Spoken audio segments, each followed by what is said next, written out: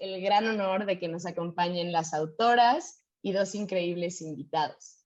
Con nosotros está Paula Biglieri, doctora en Ciencias Políticas y Sociales por la Universidad Nacional Autónoma de México, investigadora independiente del Consejo Nacional de Investigaciones Científicas y Técnicas, responsable de la Cátedra Libre Ernesto Laclau de la Facultad de Filosofía y Letras de la Universidad de Buenos Aires y profesora titular de la Facultad de Periodismo y Comunicación de la Universidad Nacional de La Plata. Bienvenida, Paula. También nos acompaña Luciana Cadaya, profesora asociada del Instituto de Estética de la Universidad Católica de Chile. Se ha desempeñado como profesora en la Universidad Autónoma de Madrid, Flaxo, Ecuador y la Pontificia Universidad Javeriana de Bogotá. También ha sido investigadora y profesora invitada en la Universidad de Cornell, la Universidad de los Andes, la Universidad de Guadalajara, la Universidad de Brighton, el Instituto de Filosofía de la Universidad Friedrich Schiller y la Universidad de la Sorbona. Bienvenida, Luciana. También nos acompañan José Antonio Figueroa Pérez, becario en el 2019 de la Cátedra Calas en la Universidad de La Habana, donde llevó a cabo la investigación sobre republicanismo negro en Cuba y Ecuador. Es profesor agregado de la Facultad de Artes de la Universidad Central de Ecuador, donde ha sido vicerrector académico. Ha enseñado en la Universidad Javeriana y Nacional en Colombia, las universidades Flaxo, Andina y Católica en Ecuador, las universidades de Georgetown y Michigan en Estados Unidos y la Universidad de Hannover en Alemania. Ha escrito y publicado extensamente sobre violencia, nacionalismo, racialización y etnicidad en contextos como Colombia, Ecuador, Cuba y Cataluña. Entre sus trabajos está el libro Republicanos Negros, Planeta Crítica, Vallenato y Violencia Política en el Caribe Colombiano y el artículo Guerra Privatizada, Capitalismo Lumpen y Racismo en la Frontera Ecuador-Colombia. Y bueno, finalmente está con nosotros Manuel Hernández Borbolla, periodista, poeta y filósofo, egresado de la licenciatura en Ciencias de la Comunicación con especialidad en Comunicación Política por la Universidad Nacional Autónoma de México y maestro en Comunicación y Cultura por la misma institución. Ha trabajado como reportero y editor en diversos medios de comunicación como The Huffington Post, CNN México, Televisión Azteca, la agencia de noticias Cuadratín, Diario 24 Horas, Récord, entre otros, cubriendo principalmente temas de política y medio ambiente. Actualmente trabaja como reportero en México para la cadena internacional de noticias RT en español. Colabora como analista del Centro Estratégico Latinoamericano de Geopolítica, escribiendo artículos sobre la realidad política de México y América Latina.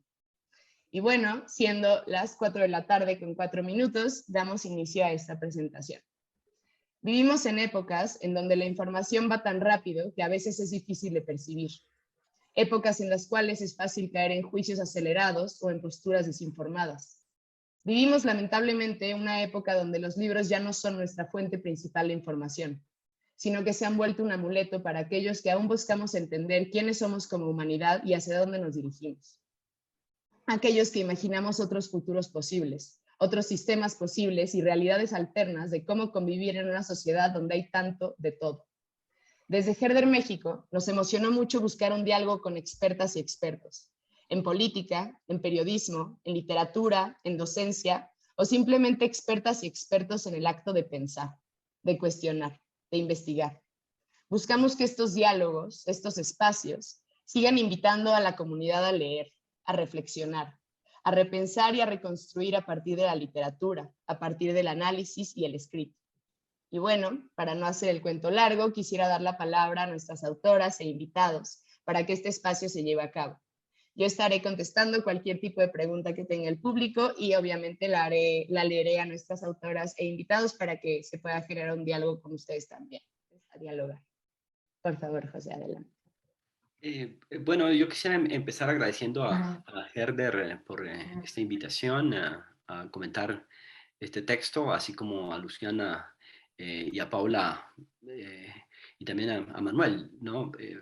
Por participar en la discusión de este texto, que realmente es un texto para mí absolutamente indispensable en el contexto de la filosofía política latinoamericana contemporánea.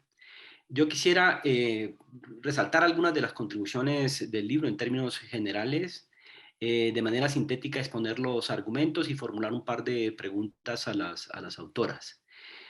Así en términos generales creo que las contribuciones del libro pueden sintetizarse, bueno, primero que el libro plantea una clara ruptura de esa asociación que hace mucha literatura entre el populismo y la irracionalidad. Y por el contrario, el texto propone que el populismo está en el centro de la política y además lo plantea con una argumentación bastante contundente. La otra cosa que hace el texto es que disputa la noción de la existencia de populismo de izquierda y de derecha, que es una noción, me parece, bastante difundida por la media, y lo que propone más bien es que todo populismo es de izquierda y que lo que se conoce como populismo de derecha es fascismo, incluida, bueno, en una conexión muy clara con el tema de la variable neoliberal.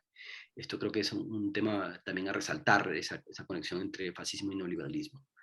El texto establece cuáles son las diferencias entre populismo y fascismo a partir de la premisa de que ambos parten de la incompletitud de la política, pero mientras el fascismo cierra las opciones, realmente es como una especie de enclaustramiento de las posibilidades, el populismo amplía esas posibilidades a la vez que reconoce las particularidades que lo constituyen.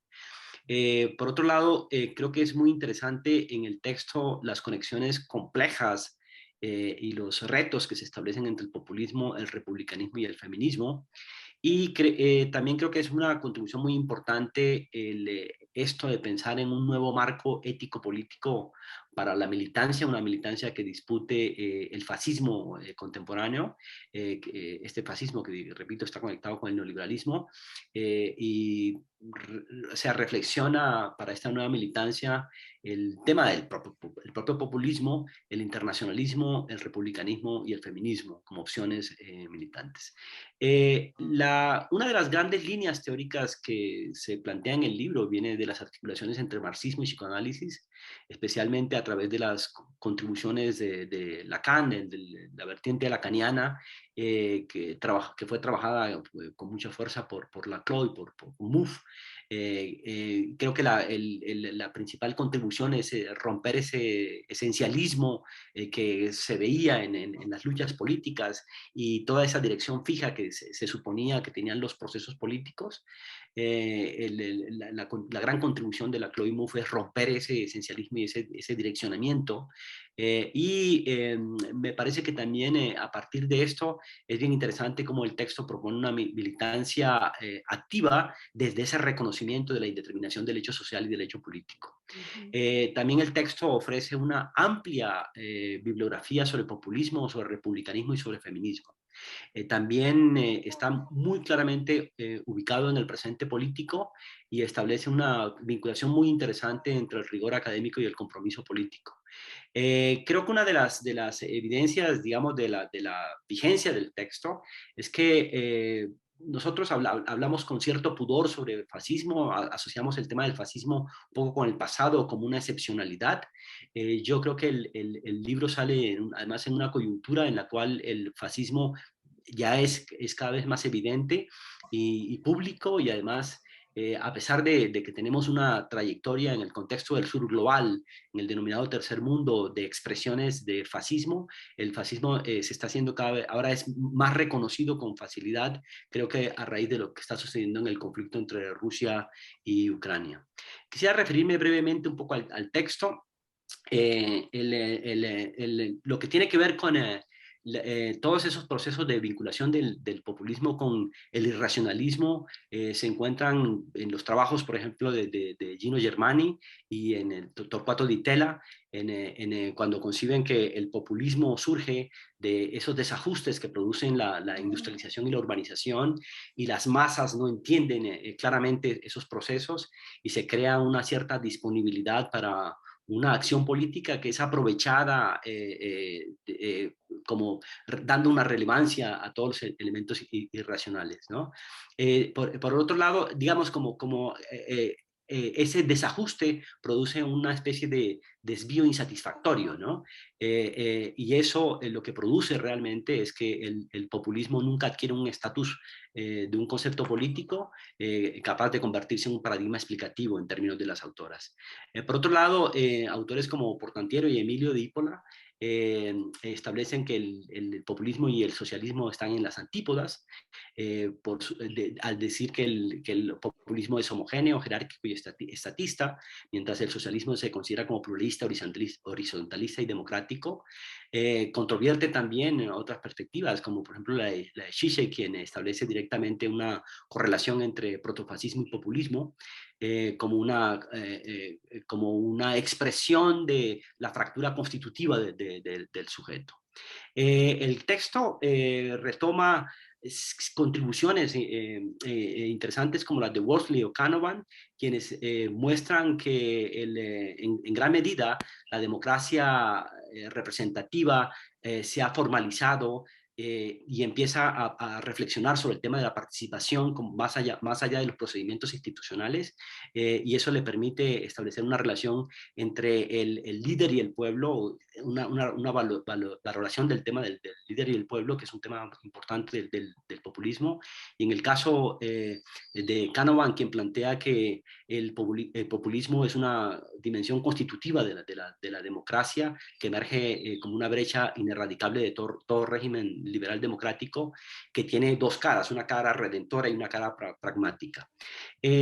También se empiezan a encontrar, digamos, conexiones entre lo que sería el populismo y el republicanismo a través de los trabajos de Eduardo Rinesi y de los propios trabajos de Cadalla con Coronel, donde se resaltan las articulaciones entre el nivel rupturista del populismo y el nivel institucionalista. O sea que a esto es algo que hay que reconocer, que hay estos dos niveles, tanto en el caso de Canavan, la dimensión redentora como la pragmática, y en este caso el nivel rupturista y el nivel institucionalista. También el libro se posiciona ante la pregunta de si el populismo es emancipador o no, si puede identificarse un populismo de izquierda o de derecha. Se retoma la tesis de Chantal Mouffe, que dice que si hay una diferencia y plantea explícitamente que hay que apoyar un populismo de izquierda, mientras se reflexiona a partir de las tesis de Jorge Alemán que el populismo tiene elementos como emancipadores. Aquí, a partir de Laclau, vamos entrando hacia el núcleo central del texto, donde se establece entonces lo que sería la conexión entre populismo y política.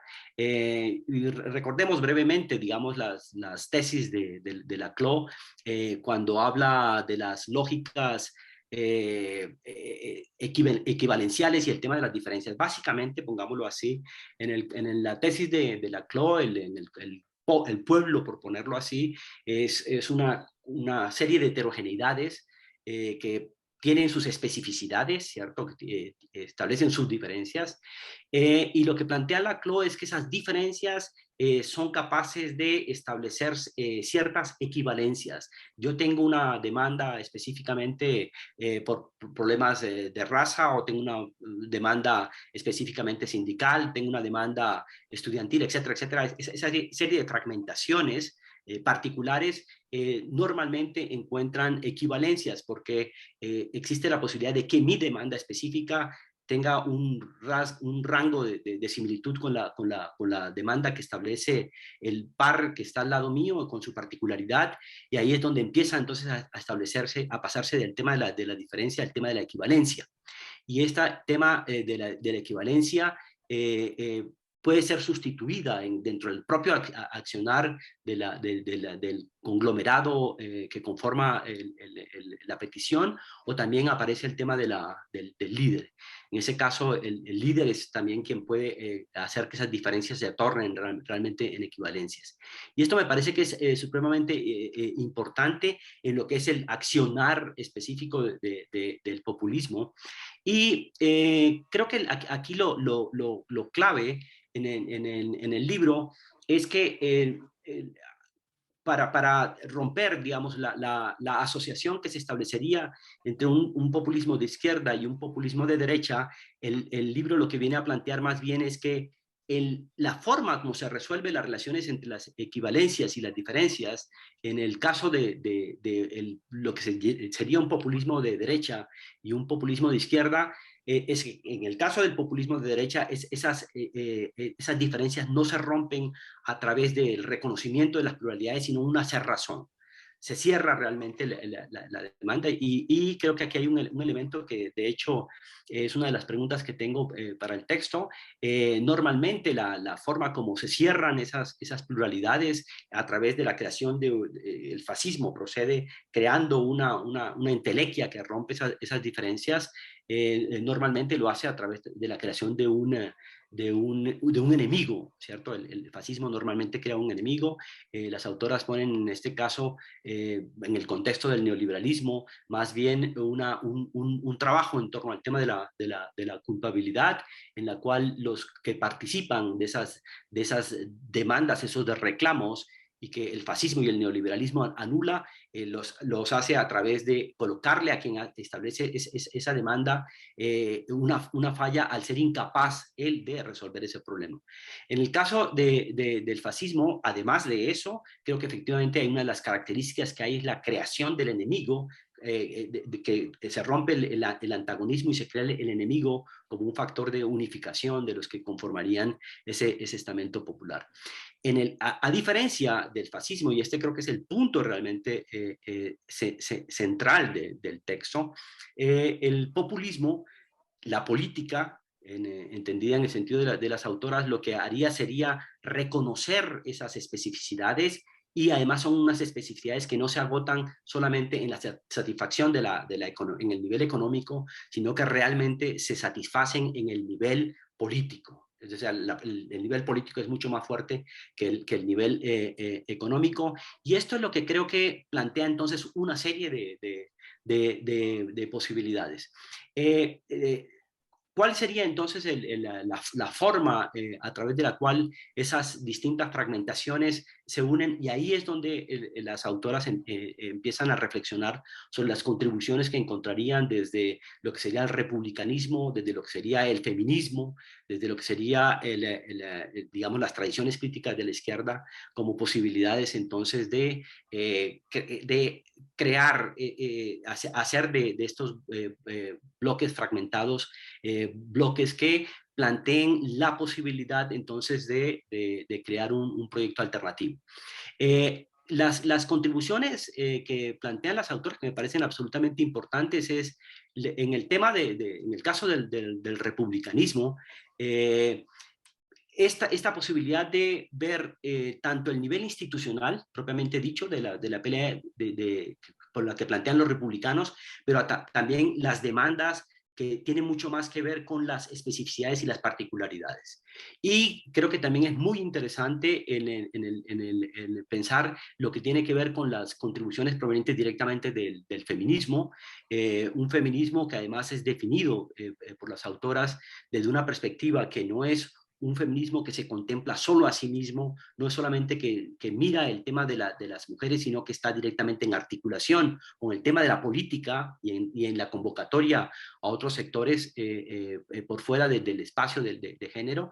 Eso sería entonces una política que debería aprender realmente de los grandes legados que se ofrecen, por ejemplo, a través del tema del cuidado, a través del tema de la cotidianidad, ¿cierto? Que sería llevar prácticamente lo que plantean las feministas en general, llevar el feminismo al plano de la política, claramente.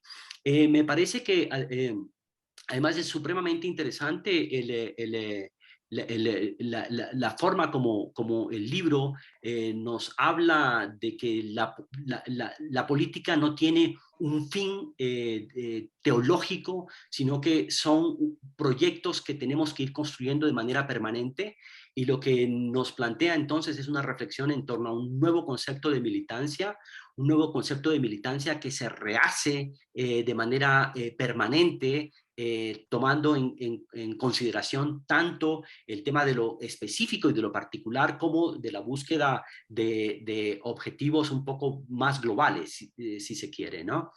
Me parece que realmente el libro es un libro que tiene una vigencia y que tiene una actualidad absolutamente impresionante.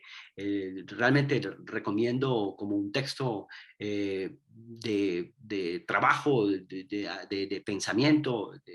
Es un texto obligatorio.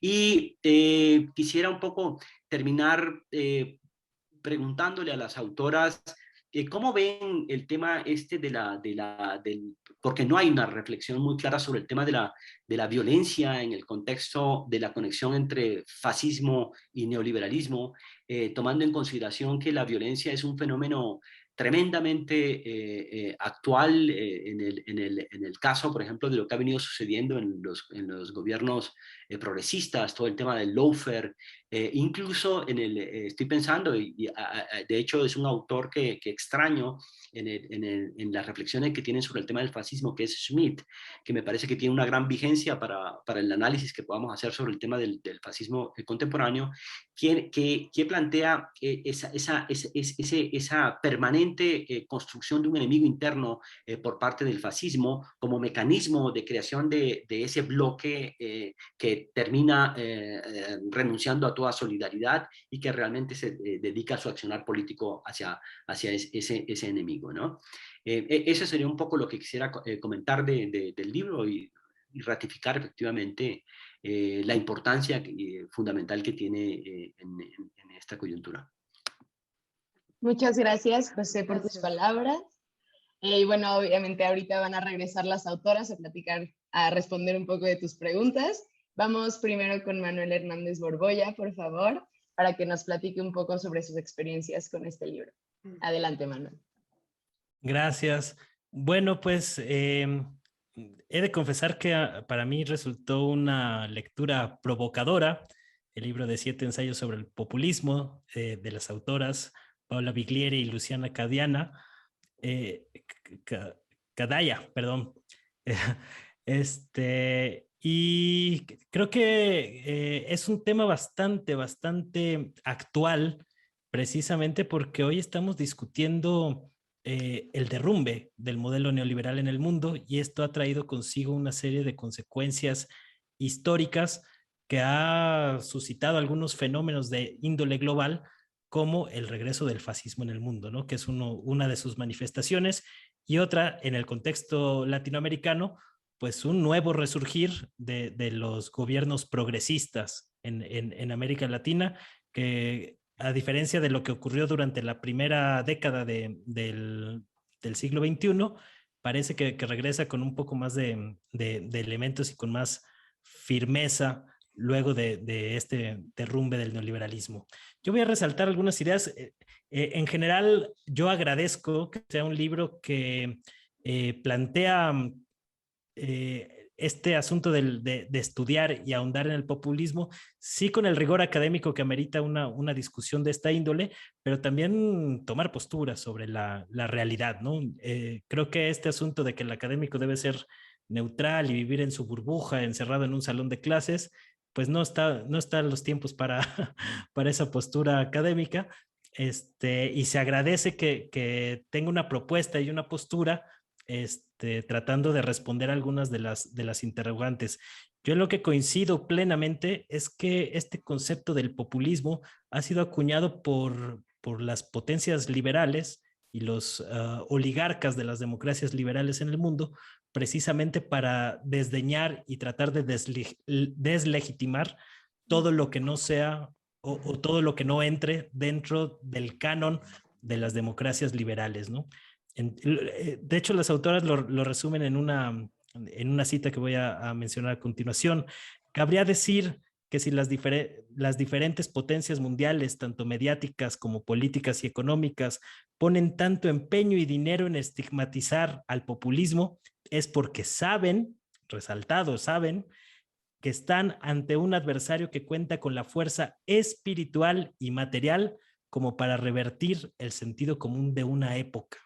Me parece que esta frase es muy contundente de lo que plantea a rasgos generales el libro, de que justo hay una embestida por parte de las potencias occidentales que han construido este modelito de las democracias liberales, que muchos hasta el día de hoy pues, no pueden pensar el mundo fuera de estos parámetros, y que justamente el término populismo acaba de evidenciar muchas de estas contradicciones.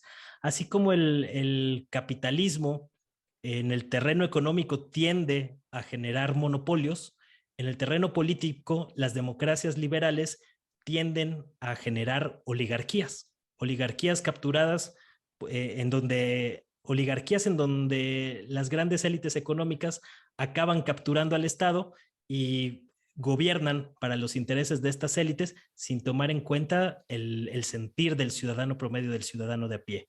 En este sentido, creo que la idea más provocadora que están poniendo sobre la mesa las autoras es precisamente en tratar de reivindicar el término populismo como una lucha eminentemente desde la perspectiva de la izquierda, y diferenciarlo de lo que algunos llaman el populismo de derecha, que ellas se lo atribuyen principalmente al fascismo. Es decir, que para las autoras el término populista es eminentemente una lucha de izquierda, y esto se debe a que se articulan de modos distintos. Voy a citar otro fragmento que viene más adelante en el libro. Podría citar varios fragmentos, pero no les voy a contar todo el libro, o sea, simplemente algunos puntos para ponerlo sobre la discusión. Dicen: la lógica de articulación política de los llamados populismos de derecha no funciona de la misma manera que la articulación política de los populismos de izquierda. Mientras los primeros configuran la unidad del pueblo mediante un mecanismo de exclusión identitaria, al evidenciar que un elemento externo amenaza la identidad, los segundos, en cambio, se construyen a partir de la articulación que soporta las diferencias. Es decir, que el fascismo y el populismo de izquierda, como proponen las autoras, tienen modos distintos de construir su identidad. Y esta me parece una idea provocadora, y he de confesarlo también, me parece un poco problemática. Quizás luego podamos discutir un poco a fondo sobre esa situación, pero a mí me puso a reflexionar mucho sobre las diferencias entre cómo catalogar el neoliberalismo como una expresión más salvaje y más acentuada de la lógica liberal frente al fascismo y frente a las corrientes de izquierda más vinculadas hacia el socialismo o incluso hacia el comunismo. Y a mí me vino una reflexión sobre este asunto en torno a cómo perciben cada una de estas ideologías políticas pues la concepción de la democracia y de la política a partir de la tierra. El fascista, por definición, el sujeto político del fascismo es un nostálgico del régimen feudal. Para el fascista, la tierra es parte de su propiedad, es parte de su feudo, y es por eso que el fascista sí tiene un arraigo particular a la tierra, donde emana su poderío donde reside el poder del fascismo, ¿no? De ahí su vínculo con los grandes hacendados que se han construido desde la época colonial, con su vínculo con las instituciones religiosas, a diferencia del liberal, que por definición ve a la tierra como una mercancía, algo que puede ser vendido y que no importa, no tiene ese mismo arraigo identitario por la tierra. El sujeto liberal lo mismo puede estar en París que en Nueva York, que en Ciudad de México, que en Sao Paulo, y se va a sentir más o menos desprendido de ese arraigo nacionalista. Esa yo creo que es una diferencia importante que habría que establecer entre liberalismo y fascismo. Y por otro lado está la tercera vía que reúne al sujeto político de izquierda, que son los sin tierra, los que no tienen esta pertenencia, aunque sí tienen un arraigo a la cultura, al lugar en donde viven, pero que al mismo tiempo son desterrados de este mundo en el que no tienen una capacidad de propiedad de la misma, ¿no? Entonces, creo que esta idea que me detonó precisamente el libro, pensar estas tres ideologías políticas a partir del concepto de la tierra y de la propiedad de la tierra, puede ayudar mucho a clarificar algunos de los conceptos que estamos viendo y de los fenómenos sociales y políticos de nuestro tiempo. Y precisamente por eso yo no estoy tan seguro de que realmente no se pueda catalogar al populismo o al fascismo como populismo de derecha, porque al final de cuentas el término populismo es un término que utilizan los oligarcas liberales para desdeñar todo lo que no sean democracias liberales. Y si bien es cierto que ha habido una alianza histórica en algunos momentos entre el fascismo y el liberalismo, sobre todo después de la Segunda Guerra Mundial, cuando en el contexto de la Guerra Fría el fascismo se vio debilitado, estos fascistas que estuvieron ahí guardados durante mucho tiempo bajo tierra tuvieron que buscar acomodo entre los liberales. Durante el neoliberalismo ahí tienen algunas semejanzas, pero que estas diferencias que siempre han existido se han exacerbado ahora a partir de que el modelo neoliberal en el mundo ha venido en derrumbe a partir de varios procesos históricos como la crisis financiera, la manera en que las grandes potencias industriales pasaron su planta productiva a los países periféricos, sobre todo de Asia, para maximizar la rentabilidad, y esto desfondó a la clase obrera en estas potencias colonialistas. Y creo que es aquí en donde se vuelven otra vez más marcadas las diferencias entre liberalismo y fascismo. A mi manera de entender, el fascismo es precisamente como siendo nostálgicos de este orden feudal, tratan de recobrar mucho de los excesos, de lo que Bauman llamó la desterritorialización del capital, que promovieron los neoliberales más a ultranza durante las últimas décadas. Y es precisamente por eso que efectivamente, aunque no sea mayoritario quizá la capacidad de movilización del fascismo, pero sí tiene una capacidad de movilizar a sectores populares, aunque muchas veces sea paradójico esta contradicción de pobres de derecha, ¿no? Que están abogando por el regreso a un régimen de carácter feudal o con un orden social feudal. Entonces me parece que es una idea provocadora esta de que todos los o el único populismo auténtico es el de izquierda. Yo también veo por ahí algunas cuestiones que me brincan un poco, como el hecho de que los populismos de izquierda también son nacionalistas y su propia identidad son constitutivos a partir de una amenaza externa, solo que a diferencia de lo que ocurre con el fascismo, esta amenaza externa no son los migrantes, es decir, el populismo de izquierda no tiene esta xenofobia que sí tiene el fascismo o el populismo de derecha, sino que esta amenaza externa de la identidad populista desde una mirada de izquierda tiene que ver precisamente con las élites globalistas, con la hegemonía de las potencias colonialistas y también con las grandes corporaciones transnacionales. Es decir, el enemigo también es externo en el caso de los populismos de izquierda, solo que es un enemigo externo de élite, no es la amenaza de los pobres de otros países que nos vienen a invadir, como tratan de construir los fascistas, ¿no? Entonces, a grandes rasgos, me parece que el libro es muy, muy pertinente para discutir y poner sobre la mesa todas estas cuestiones con las que estamos viviendo y padeciendo el día de hoy. Hoy no hay un rincón en el planeta que le sea ajena esta discusión, y que se ha venido a detonar sobre todo por el conflicto en Ucrania, que parece poner en jaque el orden mundial que prevaleció después de la Segunda Guerra Mundial con los acuerdos de Bretton Woods, la hegemonía del dólar y otra serie de cuestiones que hoy están en crisis, están en jaque. Prácticamente todos los gobernantes del planeta o de las grandes potencias en Estados Unidos, en Rusia, en China, los gobiernos en América Latina, están hablando ya sobre la construcción de un nuevo orden mundial, que no necesariamente va a seguir las reglas que hemos seguido los últimos 50 años, y creo que precisamente por eso hay que discutir la profundidad y la magnitud de términos como el del populismo, ¿no? Que a final de cuentas, y ahí sí yo coincido plenamente con las autoras, creo que deberíamos de empezar a dejar de hablar de populismo como tal y llamarle por su nombre verdadero, ¿no? Democracia, porque a final de cuentas esta capacidad del pueblo de constituirse o de conformar un proyecto político a partir de un líder social, un líder carismático, ha demostrado ser un instrumento sumamente efectivo para derrotar precisamente estas estructuras oligárquicas que tienden a construir las democracias liberales.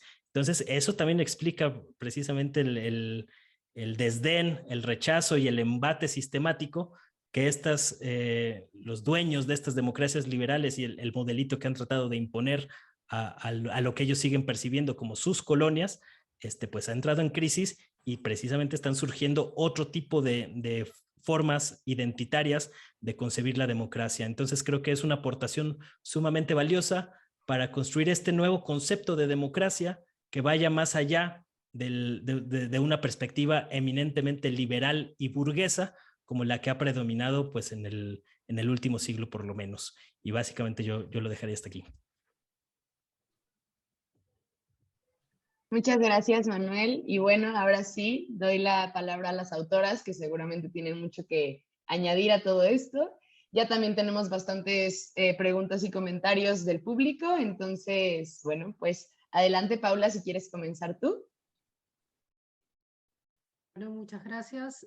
Bueno, en primer lugar, le quiero agradecer la posibilidad de mantener este espacio de diálogo a los organizadores de este evento y también a Manuel y a José, que tan generosamente han leído el texto y nos han comentado y nos están haciendo estas preguntas de bastante difícil respuesta, ¿no? de encontrar una respuesta.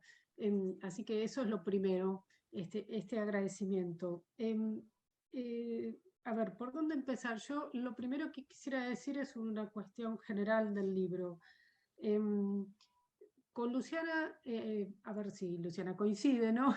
Nos propusimos encarar un texto que aborde una serie de prejuicios muy arraigados, muy asentados en ciertos sectores de la academia y digamos, del sentido común en general respecto del populismo, ¿no? Y en cada uno de los ensayos, el objetivo ha sido desandar algunos de estos prejuicios tan arraigados y asentados, lugares comunes, ¿no?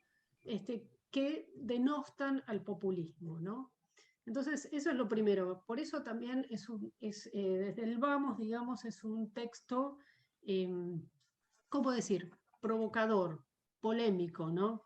En la medida en que vamos o intentamos polemizar, poner en entredicho estos lugares comunes tan arraigados del populismo. Por ejemplo, esto que salió ahora, que hay populismo de derecha y de izquierda. Nuestra posición es que el populismo en cuanto tal es equivalente a lo que en general el sentido común o en amplios lugares de la academia se denomina como populismo de izquierda y que el resto, aquello que llaman populismo de derecha, es simplemente fascismo. Por ejemplo, eso ha sido uno de los ensayos, apunta a ese lado. El otro ensayo, por ejemplo, apunta a desandar esta oposición, nuestra contraposición, que es también muy extendida, que el populismo es lo otro de las instituciones, y en tanto tal sería lo opuesto al republicanismo.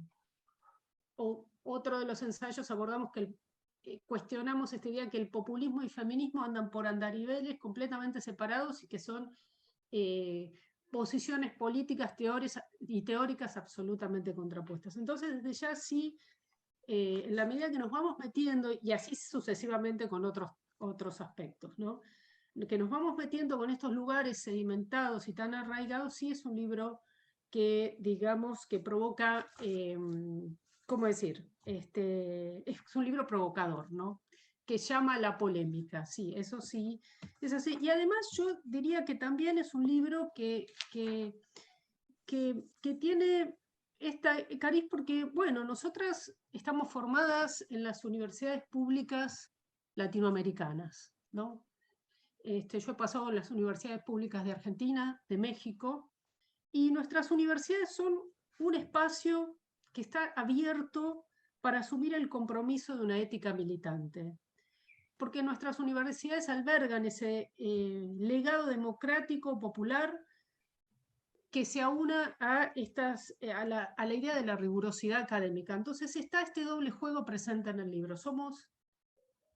Apuntamos a construir un texto, una serie de textos de ensayos académicamente muy rigurosos y al mismo tiempo de alguna manera, ejercer un pensamiento crítico, pero no desde un exterior que se asume a sí mismo como un exterior neutral, con una neutralidad valorativa, ¿sí? Que desde afuera viene a criticar, sino un pensamiento crítico que está absolutamente implicado teórico y subjetivamente y desde un lugar de enunciación que asumimos. Es decir, asumimos nuestra posición subjetiva, nuestra posición política, nuestra posición militante, en el mismo momento y en el mismo gesto que buscamos hacer un libro teóricamente riguroso. Entonces todo esto es provocador desde el vamos, ¿no?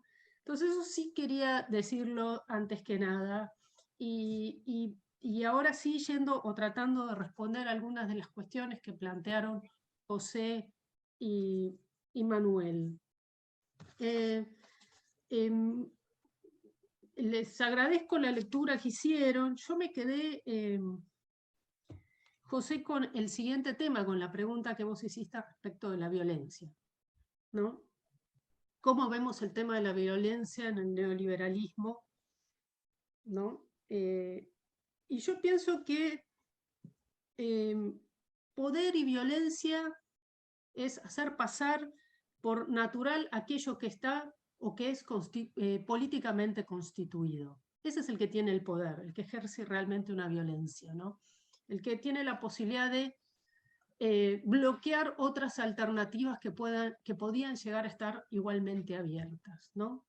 Y en ese sentido creo que se liga fuertemente, en ese sentido el poder está desde el lado del neoliberalismo, claramente allí hay un poder que se ejerce, que se impone como un sistema naturalmente dado, y que en este sentido va a apuntar a bloquear todas aquellas alternativas que lo pongan en cuestión.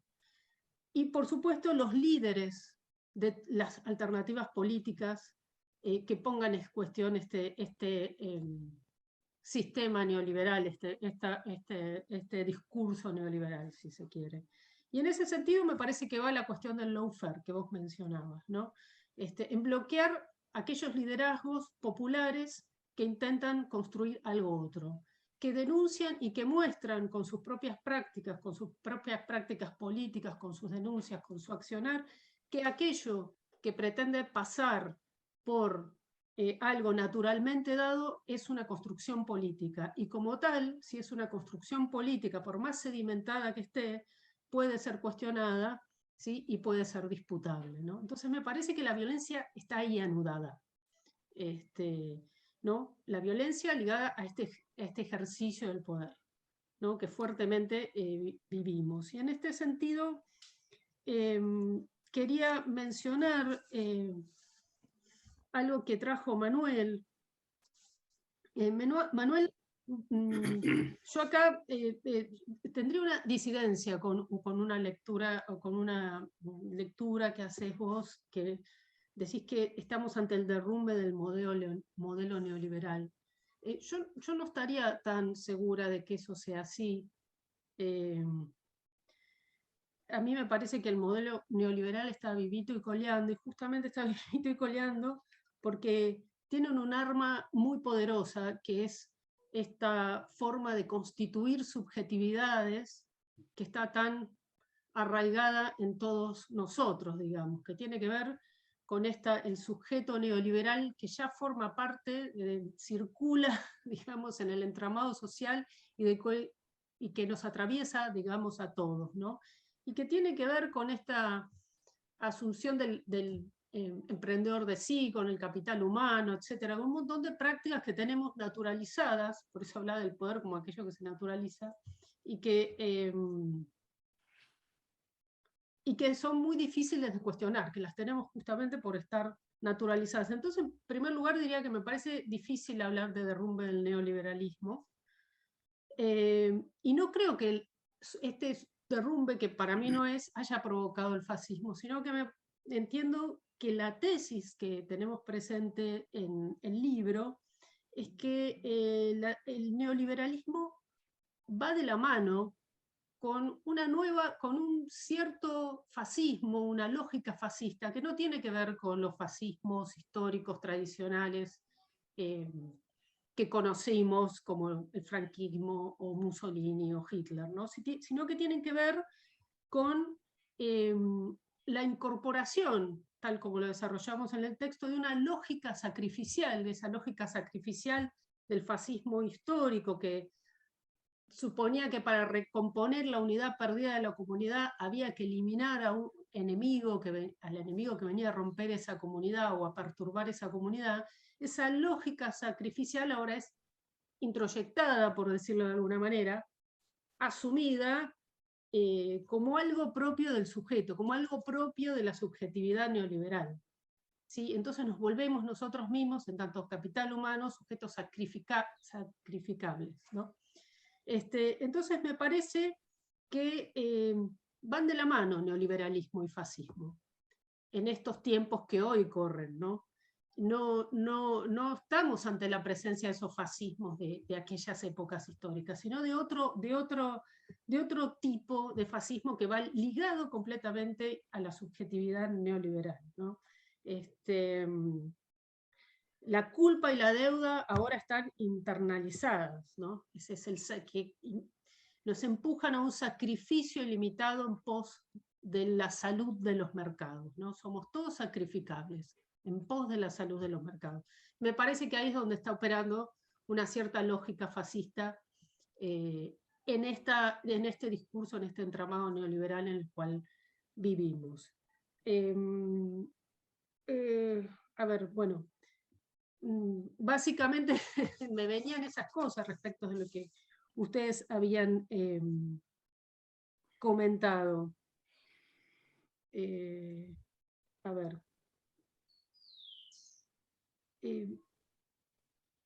Bueno, a ver, lo iré dejando por acá, a ver, darle la palabra a Luciana y después cualquier cosa vuelvo con algún otro comentario. Perdón que hice una posición así medio de...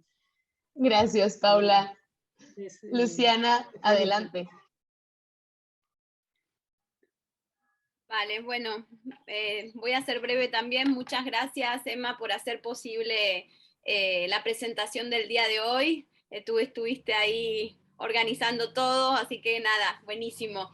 Y también, bueno, agradecer a Herder México, que tú representas, y también a Siglo del Hombre en Colombia, a María Elvira, que también ha estado desde el Siglo del Hombre contribuyendo para que este evento tuviera lugar. Agradecerle también a José y a Manuel por haberse tomado el tiempo de leer el libro y de hacer estas observaciones tan precisas. Y bueno, a Paula no le agradezco porque ella estamos todo el tiempo haciendo cosas juntas y siempre es un placer estar con la compañera pensando estos temas. Creo que voy a continuar un poco en la línea de lo que hablaba Paula, y es... y para tratar también de reflexionar sobre los dos puntos que Paula resaltó de lo que dijo José y de lo que dijo Manuel, y tiene que ver con lo siguiente, ¿no? En primer lugar, también quizás voy a ir un poco enredada, pero total es un ámbito más coloquial, digamos, ¿no? Vos, Manuel, preguntabas, bueno, ¿por qué no usamos el nombre verdadero que es democracia? Yo iría un poco más despacio, o sea, entiendo tu gesto provocador y me gusta, pero también al mismo tiempo iría más despacio porque justamente en el ámbito mediático, que tú conoces muy bien, por un lado, y también en cierta academia, populismo y democracia están en las antípodas. Entonces ha sido un trabajo muy paciente de muchas décadas, que José ha nombrado muy bien a distintos autores que han ayudado a anudar el término democracia con el término populismo, y lo han ayudado a anudar a esos dos términos en un registro histórico, es decir, empírico, con evidencia de la historia de cómo ha operado el populismo y por qué merece la pena ser llamado democracia, y al mismo tiempo estos dos términos han sido anudados en un registro teórico, ¿no? Y en ese sentido, yo creo que es importante conservar la palabra populismo, porque lo que han intentado es, a esta experiencia histórica que se le ha dado el nombre de populismo, lo que han intentado es decir que no es democrática, ¿no? Entonces, de pronto, si renunciamos al término, como dicen en la filosofía analítica, corremos el riesgo de tirar al niño con el agua de lavar. Así que yo soy partidaria de conservar el nombre, porque en el fondo, lo que molesta no es el nombre. Lo que molesta es lo que el nombre cifra, ¿no? Así como en su momento molestaba y sigue molestando la palabra comunismo o la palabra socialismo, que yo creo que la palabra comunismo, socialismo y populismo son palabras hermanadas y ya podríamos pensar cómo vincularlas entre sí, pero eso es otra cuestión. ¿Y qué es lo que cifra el nombre populismo? La articulación popular. Y la articulación popular en una clave democratizante. Eso es lo que aterroriza a las élites globales. Y eso es lo que nosotras tratamos de pensar en un registro histórico, pero al mismo tiempo es lo que, y esa fue la tarea difícil, lo tratamos de pensar insertándonos en los debates del pensamiento político contemporáneo, tanto en América Latina como en la academia global. Por eso nuestros interlocutores provienen de distintos lugares de la academia global y nosotras estamos creando un entramado de discusiones filosófico-políticas o teórico-políticas alrededor del populismo para tratar de desentrañar todas estas cuestiones que me parecen sumamente importantes.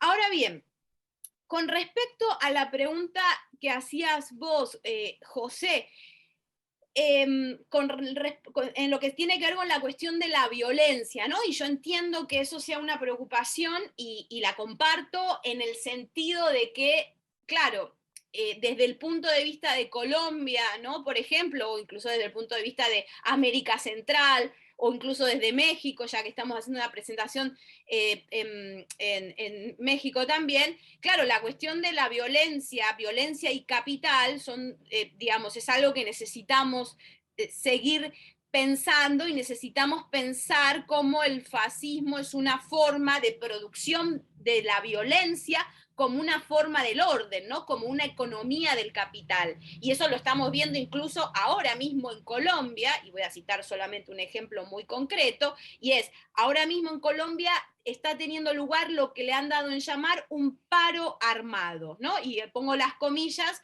porque eso no es un paro. Es decir, el cartel del Golfo, el crimen organizado, ha tomado 11 departamentos de la República de Colombia y está extorsionando al gobierno, y toda esa operación es una operación muy confusa, porque al mismo tiempo que extorsiona al gobierno, son las fuerzas del uribismo, que ese gobierno representa, las que están propiciando ese paro armado, y también funciona ese paro armado como una amenaza a futuro por si acaso llegase a ganar Petro. Es decir, la advertencia es, ojo que si gana Petro, lo que va a pasar es que este país se va a volver inviable. ¿Por qué? Porque el crimen organizado va a generar una especie de golpe de Estado. Esa es la advertencia que están intentando generar a través del uribismo. No hace falta ver cómo está operando Uribe en su Twitter, y cómo se van dando los pasos de estas tomas de este paro organizado. Y eso es una forma de ejercicio de violencia.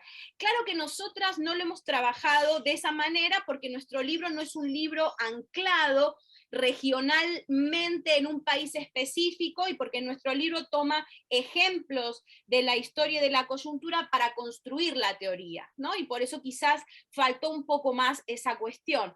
Pero creo que, bueno, que se nos puede perdonar en el sentido de que es un libro más teórico militante que histórico militante o de coyuntura de la militancia, ¿no? Y yo no estoy tan segura ahí, José, y ahí es el único matiz que tengo con lo que vos decís, si necesitamos a Schmitt para pensar la violencia, o solo Schmitt, ¿no?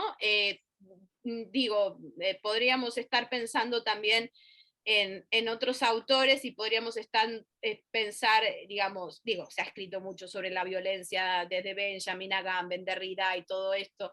Hay varios factores para pensar el vínculo entre violencia y sacrificio, ¿no?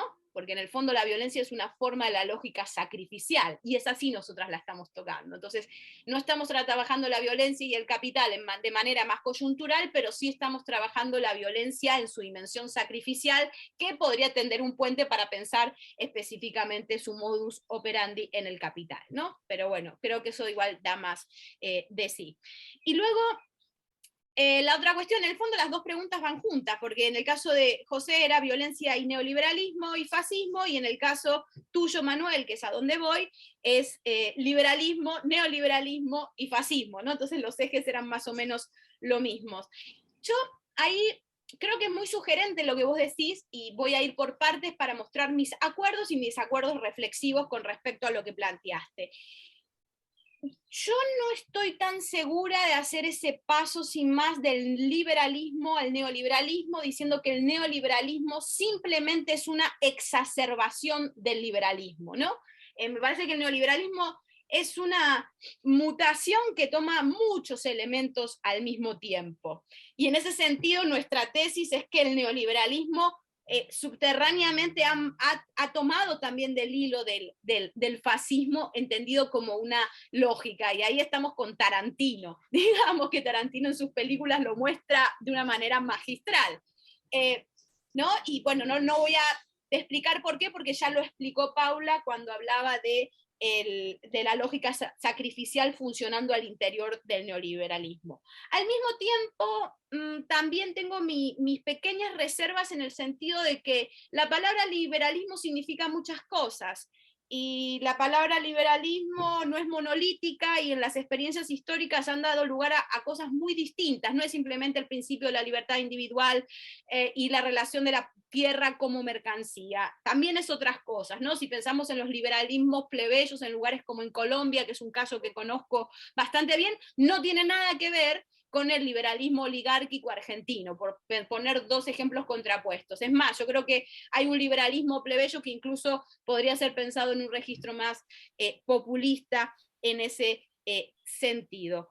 Pero si yo tomo tu tesis, por un momento suspendemos y tomo tu tesis, que me parece acertada, la comparto y creo que da mucho que pensar, entre el fascismo establece un vínculo con la tierra muy distinto al que establece el liberalismo con la tierra, porque ese era el meollo de la cuestión, más allá de los tecnicismos que yo acabo de elaborar y con los que podemos o no estar de acuerdo.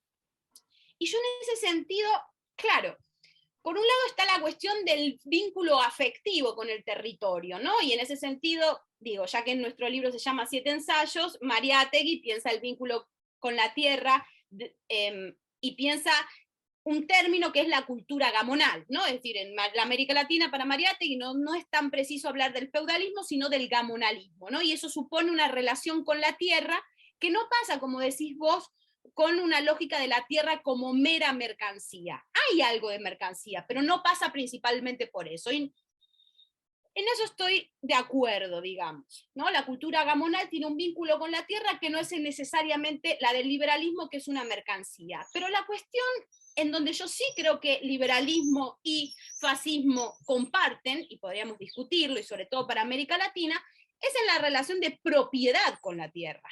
Porque el sistema de desposesión está operando de la misma manera en las dos partes. Es decir, el gran nudo ciego latinoamericano es la posesión de la tierra, o mejor dicho, la desposesión de la tierra. Y eso es lo que está pasando en Colombia. De hecho, que gane Petro, no es que gane Petro, es que se desate un nudo histórico, que son las guerrillas, que son las marquetalias, y que en el fondo es una exigencia campesina por una reforma agraria, ¿no? Y en Colombia ha habido mucho liberalismo, y ese liberalismo no ha tocado esa relación gamonal con la tierra. Entonces estaría bueno pensar esa cuestión. Creo que es súper pertinente, y con esto no es que estoy distanciándome de lo que vos decís, al contrario, creo que abre muchas aristas para discutir, y bueno, no voy a seguir con eso. Y finalmente, y para concluir, porque no me quiero extender, podría decir muchas cosas más. No creo que el populismo hable de amenaza externa. Yo creo que nosotras, si algo intentamos hacer en el libro, es explicar que no es eso lo que pasa, pero esta es muy difícil. no es amenaza externa. Sí estoy de acuerdo con vos que hay una operación antagónica con las élites, como la hay en el socialismo, como la hay en el comunismo. Es decir, ese antagonismo está en todas las tradiciones de articulación políticas que aspiran a una idea de emancipación, fin de la historia, que no es lo que hace el fascismo, ¿no? Y finalmente, sí, lo que yo creo, y ahí coincido con Paula, es que estamos atravesando hacia un neoliberalismo autoritario. Es decir, la tensión ahora es, como decían muy bien, entre un neoliberalismo de democracia liberal de mercado, que es una forma de la globalización, en pugna con un neoliberalismo autoritario. Esas son las dos fuerzas, las dos derechas, como diría Zizek, las dos fuerzas hegemónicas que están en pugna ahora mismo, ¿no? Un neoliberalismo autoritario que se ancla en una idea curiosamente de libertad para destruir a la democracia, la libertad de hacer lo que quiera, ¿no? Y eso hay muchos ejemplos al respecto, y con la pandemia, los antivacunas y los antimáscara y todo eso se pudo ver, versus este neoliberalismo que ha sido la hegemonía mundial después de las dos guerras mundiales en adelante, que es el neoliberalismo de la democracia liberal de mercado, que, como decís muy bien, Manuel, es un modelito que nos han intentado aplicar a todos, y que al mismo tiempo en su corazón lo que late es una oligarquización del mundo, ¿no? Entonces, bueno, lo dejaría por ahí como reflexiones a partir de las lúcidas intervenciones que han hecho los compañeros José y Manuel. Muchas gracias, Luciana, muchas gracias, Paula. Y bueno, hay algunas preguntas por parte del público, entonces voy a tomarme un pequeño momento para compartirlas. Tenemos a Helmut Torres Contreras, que pregunta a Luciana y a Paula: ¿qué relación o diferencia encuentran entre la idea de republicanismo plebeyo que plantean con la idea de republicanismo popular y de universalismo situado de José Figueroa?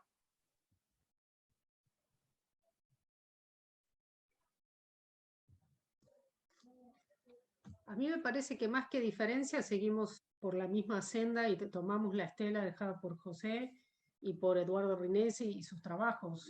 Yo diría que estamos construyendo un camino colectivo, pensando estos temas colectivamente, pero más que en términos de diferencia, yo diría que estamos yendo por la misma senda en este sentido, ¿no?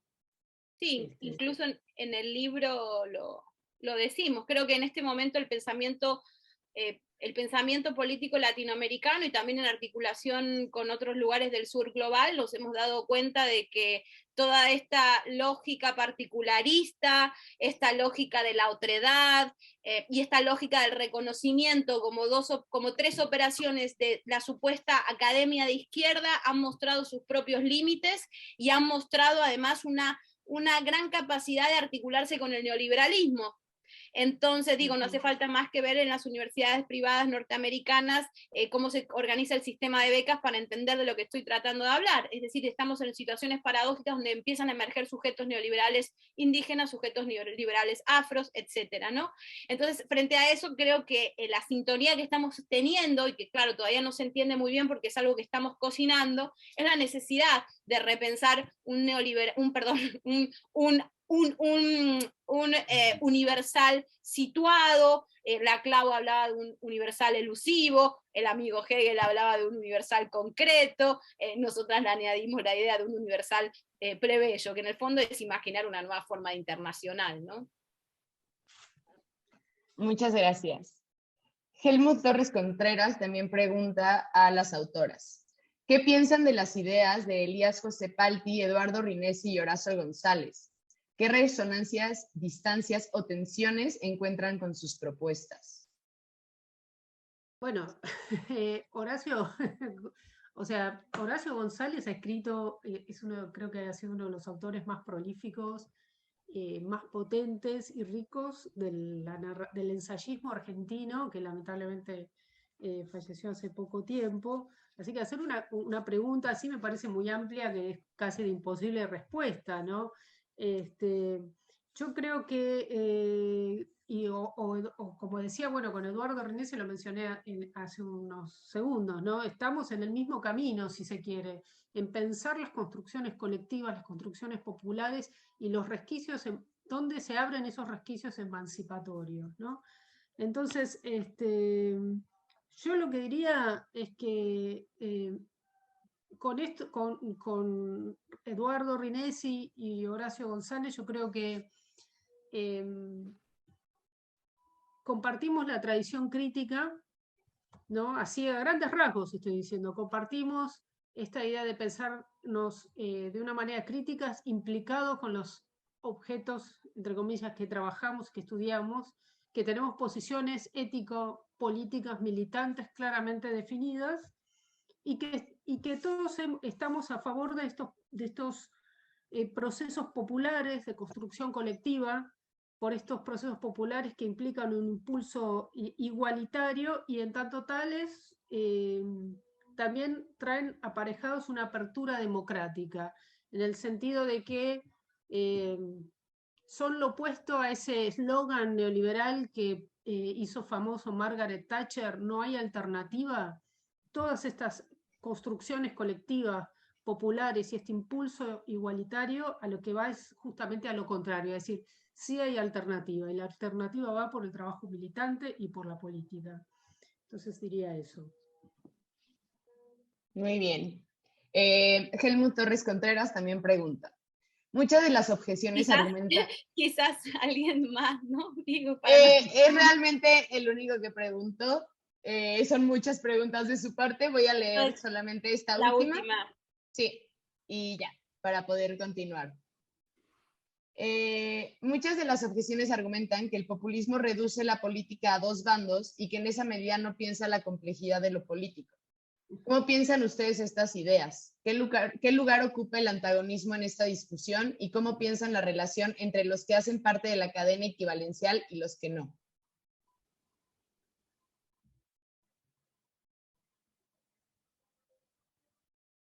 ¿Cómo pensamos el antagonismo? Bueno, el antagonismo lo pensamos como una dimensión absolutamente constitutiva de la política y del populismo. O sea, está en el corazón de toda esta reflexión, digamos, ¿no? Y la indeterminación de lo social. Y el populismo es una forma de hacer con el antagonismo, es una forma de hacer política, de articular políticamente y hacer con ese antagonismo. O sea, y contrariamente a esta idea de la simplificación, sí hay una construcción de dos lugares de enunciación en el populismo, una división dicotómica del espacio social, pero eso no quiere decir que el espacio social o la disputa política por ello se simplifique, muy por el contrario. El populismo implica articulación de diferencias y implica un nivel de complejidad bastante grande, digamos, ¿no? Entonces me parece que llevarlo para el lado de la simplificación es justamente tratar de reducirlo a estos lugares comunes para descartarlo como una alternativa política emancipadora. Esa es mi posición. Sí, y solo para añadir una pequeñita cuestión, justamente el gran problema que hay en la teorización del populismo, lo que no se suele entender, es que al hablar del antagonismo, que en el fondo es una vieja forma de hablar de las teorías del conflicto, mejor dicho, las teorías que piensan el conflicto, que puede ir de Heráclito, pasando por el idealismo alemán, por el marxismo, etcétera, como el populismo es un marco de una teorización que se anima a pensar el conflicto en términos de antagonismo como algo constitutivo, automáticamente se le ha puesto al populismo el mote de ser una teoría defensiva, excluyente, que demoniza, etcétera, ¿no? Entonces creo que es una buena oportunidad para aclarar que antagonismo no es justamente ser defensivo o cerrarse o excluir, etcétera, ¿no? Y por eso muchos intentan hacer coincidir al populismo con el fascismo, y ese es un grave error. Es más, dentro de esa misma lógica de quienes quieren hacer congeniar o coincidir el populismo con el fascismo, si siguen por esa misma lógica, el socialismo también entonces sería fascismo, y entramos en la teoría de los dos demonios, porque el socialismo es una forma también de hacer de pensar el antagonismo en términos de lucha de clases. Pero bueno, ahí lo dejo. Muy bien, pues muchas gracias. Me parece que estamos llegando al final de esta transmisión. Quiero agradecer muchísimo a nuestros invitados, a José y a Manuel, a las autoras Paula y Luciana. De verdad ha sido un honor tenerlas con nosotros. Desde Herder México estamos muy emocionados por esta transmisión y creo que fue de todo lo que esperábamos. Gracias a Siglo de Hombre y a Herder Barcelona por habernos también apoyado mucho en la difusión de toda esta transmisión. Y pues bueno, cualquier cosa saben que nos pueden seguir en nuestras redes y cualquier otro comentario sobre el libro estaremos muy atentos con todos ustedes. Muchas gracias. Gracias a Gracias. ustedes. Chao. Chao.